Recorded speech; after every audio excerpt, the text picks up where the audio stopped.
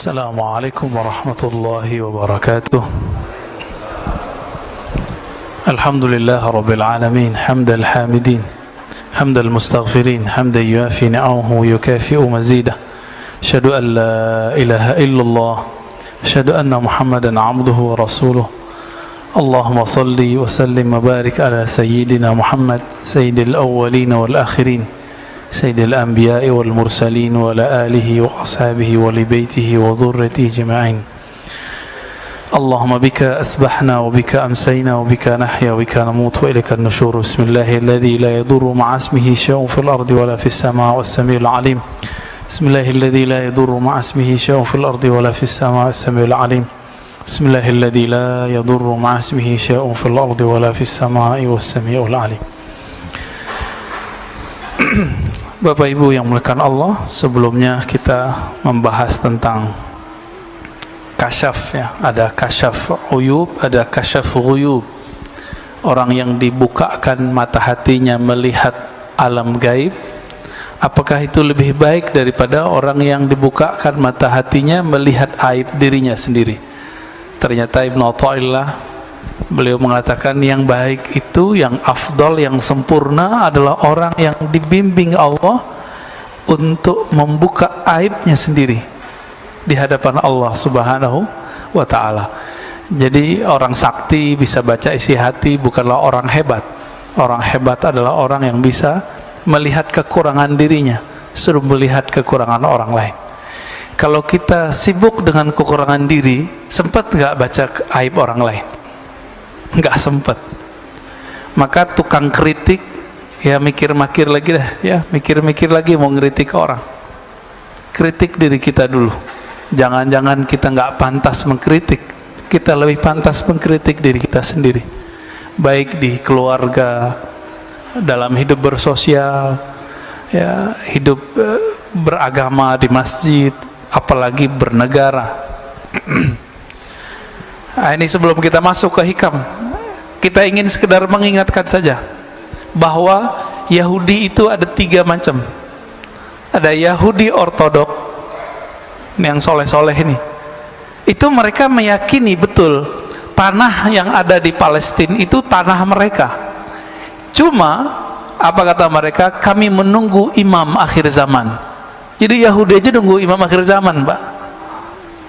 Nunggu mereka. Sekarang kita nggak punya hak mengusir siapa saja, begitu kata orang-orang Yahudi. Maka coba lihat demo-demo mereka melarang.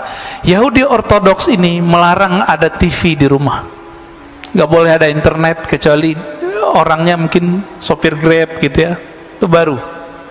Nggak boleh nonton, nggak boleh main handphone. Jadi mereka kalau mau baca berita itu ada di pojok-pojok pertigaan jalan. Kayak mading, di pesantren kan ada mading tuh. Sekolah-sekolah dulu kan ada berita. Jadi orang baca beritanya di situ. Mereka sengaja berhenti di sana baca berita. Ya, boleh disebut juga Yahudi kolot, ya. Tapi marah juga mereka disebut Yahudi kolot kali ya. Bahasa Arabnya al-Yahud al-Usuli. Yang kedua, Yahudi Sya'bi, Yahudi kebangsaan, nasionalis, watani. Ini mereka yang mencoba untuk mencari titik temu dengan orang-orang Palestina, mau berdamai. Tapi mereka nggak didengerin juga. Yang sering demo tapi nggak pakai jenggot panjang, nggak pakai kopiah yang topi yang khusus itu. Mereka biasa, orang-orang nasionalis. Tapi nggak didengar juga oleh kelompok yang ketiga. Yang ketiga itu kelompok Zionis Sahyuniyah.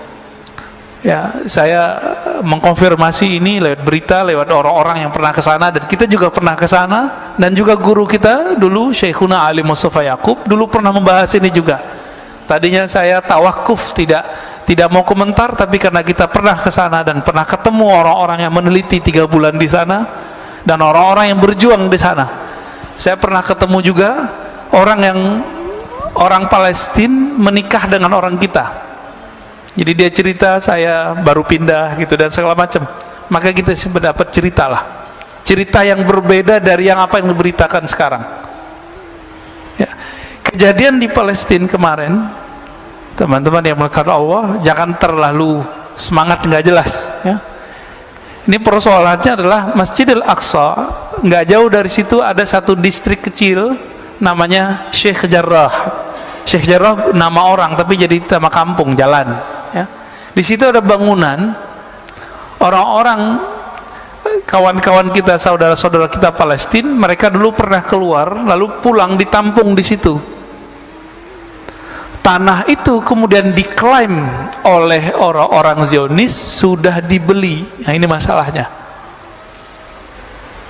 Akhirnya mereka usir.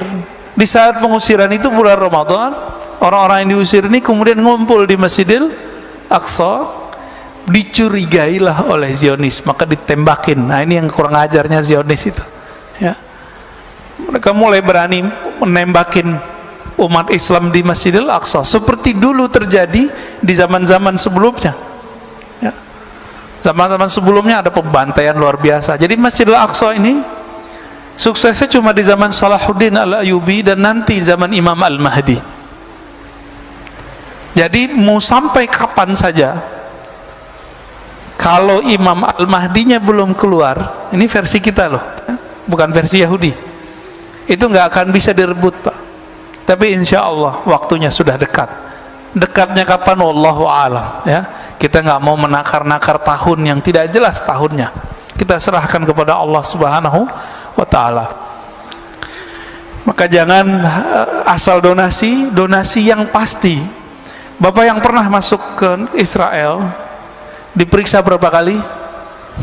Masih ingat? 7 kali ya? Saya ingat saya 7 kali. Itu mau bawa barang gimana? Gak mungkin. Maka harus pemerintah kerjasama dengan pemerintah. Jangan cuma asal donasi. Nanti ada kelompok-kelompok yang ingin memanfaatkan situasi begini, dia ngumpulin duit. Ini baik, Pak, hati-hati, ya. Orang udah ketemu duit, malaikat aja jadi setan, ya. Orang suci jadi hilang sucinya. Udah ketemu fulus, ya. Baik Bapak Saudara makan Allah, aslu kulli ma'siyatin wa ghaflatin wa syahwatin ar-ridha 'anil nafs. Sebelumnya mari kita baca surah Al-Fatihah. Semoga Allah membuka hati kita dan membantu kawan-kawan kita yang sakit, yang sedang berjuang dimanapun mereka berada. Al-Fatihah. A'udzubillahi minasy Bismillahirrahmanirrahim.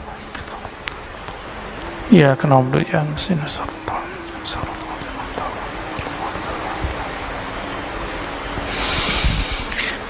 Qala Ibn Athaillah Sakandari qaddasallahu sirrahu, aslu kulli ma'siyatin wa ghaflatin wa syahwatin ar-ridha 'anil nafs. Sumber dari semua maksiat, sumber dari semua penyakit hati bernama lalai, sumber dari syahwat itu adalah ar-ridha 'anil nafs. Meridhai, membiarkan kehendak diri, membiarkan diri kita terpapar oleh syahwat, membiarkan diri kita menikmati tidur lalu tidak tahajud, membiarkan diri kita berdebat, membiarkan diri kita untuk memandang sesuatu yang tidak halal.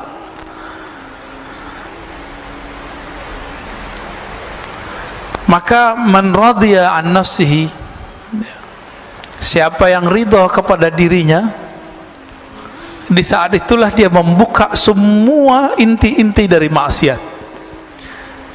Itu sebabnya Imam Sarir Sakti mengatakan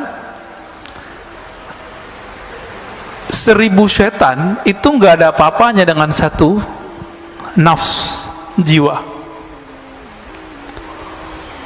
Atas dasar itulah kalau bulan puasa masih ada orang maksiat meskipun setannya sudah dibelenggu. Jadi kalau banyak orang bertanya, kan setan sudah dibelenggu.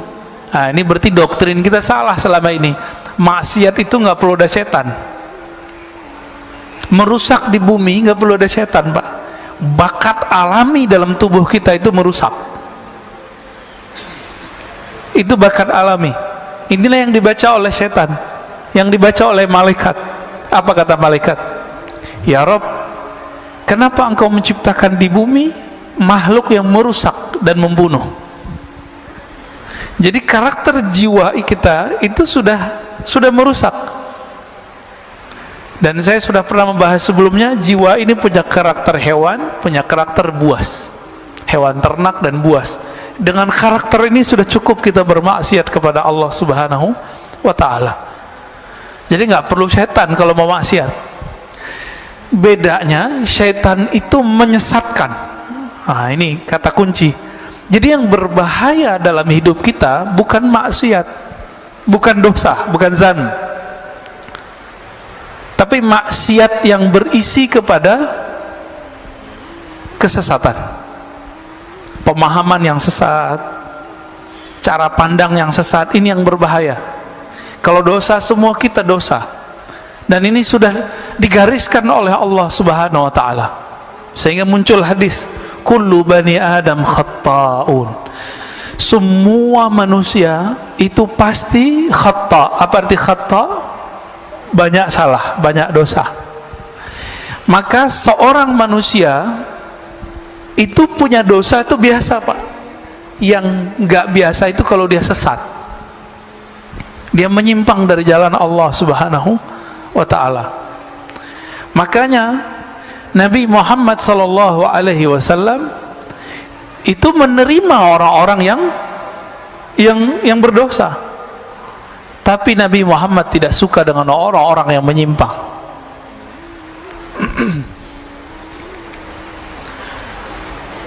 Dan dibalik, kalau maksiat, taat, ya,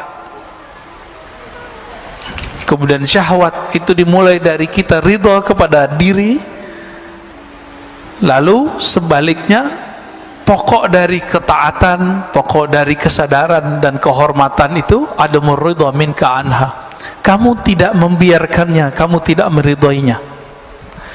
Kalau sepertiga malam terakhir jam 3 maunya badan tidur atau sujud, Pak?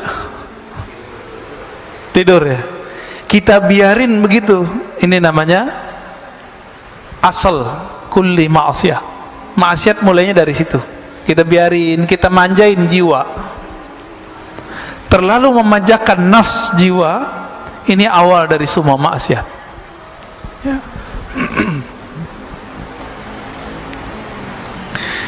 Oleh karena itu, Imam Nu'taillah As-Sakandari memberikan karakter seorang mursyid. Mursyid itu bukan orang yang hebat. Mursyid itu man la yarda an nafsih, begitu di kitabnya, li antas haba jahidan la yarda an nafsih. Kamu berguru, bersahabat dengan seseorang yang tidak meridhoi dirinya, nafsnya, jiwanya, itu lebih baik daripada kamu berguru kepada orang yang meridhoi nafsnya, jiwanya. Maka kalau mau cari guru, carilah guru yang tidak membiarkan dirinya terpapar oleh nafs, jiwa kita, ya, kehendak-kehendak diri. Lalu beliau memberikan pertanyaan, fa'ayyu ilmin li'alimin yarda nafsi. Masih disebut alimkah orang yang alim tapi dia mengikuti hawa nafsunya? Masih disebut alim enggak? Enggak. Wa ayyu jahlin li jahilin la yarda nafsi. Masih disebut jahilkah orang yang jahil jika dia tidak mengikuti hawa nafsunya?